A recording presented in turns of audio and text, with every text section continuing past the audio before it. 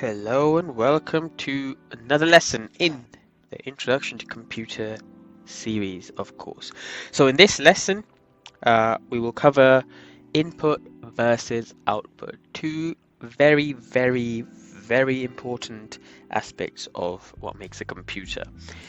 And essentially, any sort of interaction that you have with a computer deals with the idea of input and output.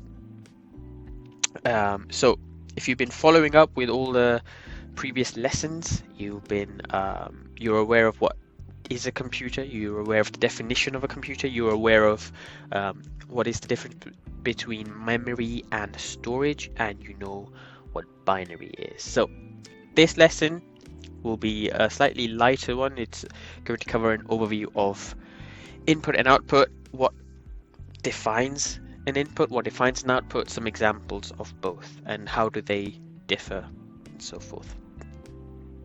And a tricky question at the end, so stay tuned for that if you want a little trivia facts. So let's start by input. Okay, so input in essence is any form of data that is entered into a computer, right? So anything that a computer receives, any information, is classified as input because you're taking some information, you're inputting it into the computer for it to do some processing, some actions related to that input, so to that information. Okay, so all input data has to be in the form of digital. So there's two key sort of types of data, key types of information. One is called digital, one is called analog. For more traditional devices, you'll see quite often they are in analog, especially if you look at things like radios and so forth, the older ones. Nowadays you can get digital radios as well, but essentially there's two types of data, and they essentially work in different ways and different sort of processes and so forth. So not going to go into the details of the differences between digital and analog. That's something related to physics, which is not going to be covered in this lesson. But essentially, any input that has to be entered into a computer has to be digital. So you might be wondering, well, humans don't talk in a digital manner, right? Whenever we say something, it's not in the digital format. So how does this actually happen? So whenever we use a device to enter something into the computer, and we can have things like microphones, gaming controllers, and so forth, the computer takes that input data, it converts it from analog or any other sort of form of data, and it converts it into digital. So if I'm speaking into a microphone, which I am right now, it's the microphone is taking that information as analog, right? My speech as analog. It's sending that data into the computer, and it's gonna convert the data along the way into digital, such that when it actually reaches the computer, it can understand what I was trying to say. And if you've watched the sort of previous lessons, you're aware that there's different types of encoding, different types of processes of dealing with data. So an image might be encoded in a different format to a music file or an audio file or video file.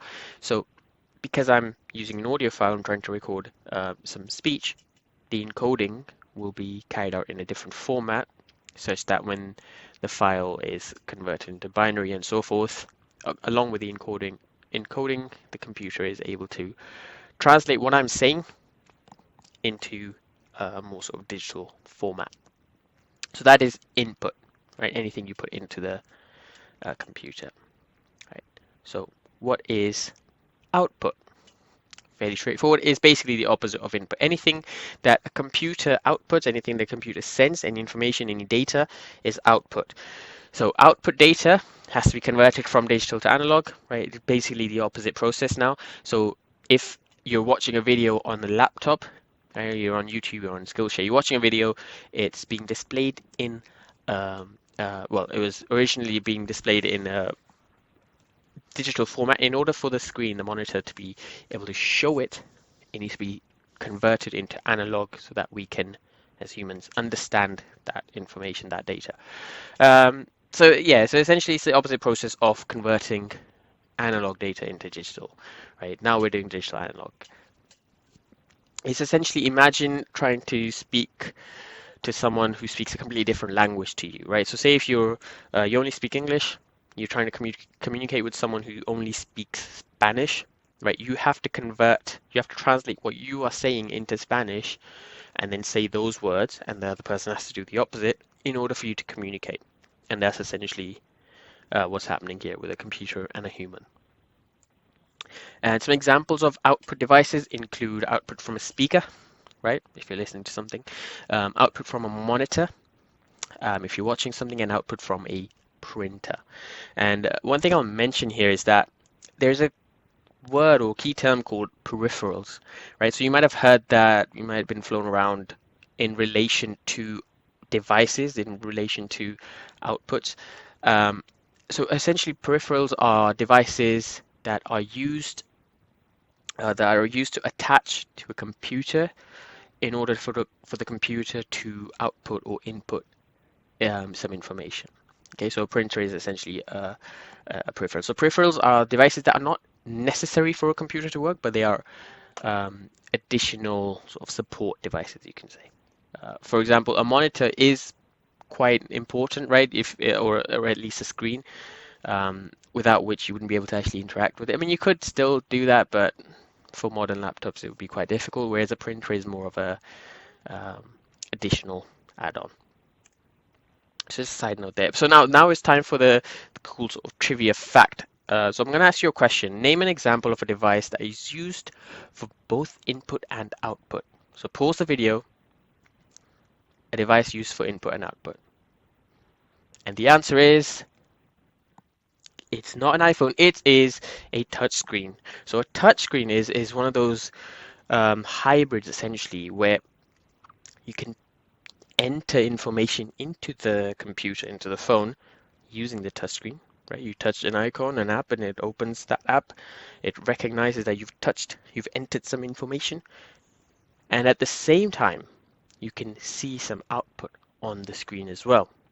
So touchscreen is the answer. It's one of those devices that's technically both an input and an output. So if you want to ever ask some trivia questions in a party to some people, and you're gonna be the coolest one at the party if you ask this question. You probably won't be invited again, but there we go. So yeah, thanks for watching. This was a lesson about input and output in the series of Introduction to Computers. If you want to know more information about how computers work, how binary works, hardware, software, and so forth, keep watching the other lessons in this series. Thank you.